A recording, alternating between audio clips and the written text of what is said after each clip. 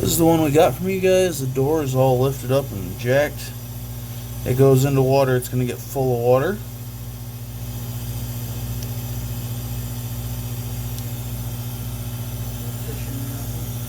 Can't push it in, it won't stay in. This one I bought from Geek Vape Ages itself. It's completely flat. Water will not get in there. See?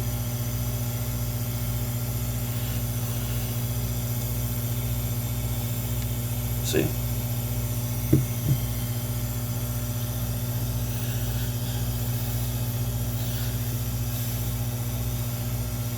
That's the piece I'm talking about right there.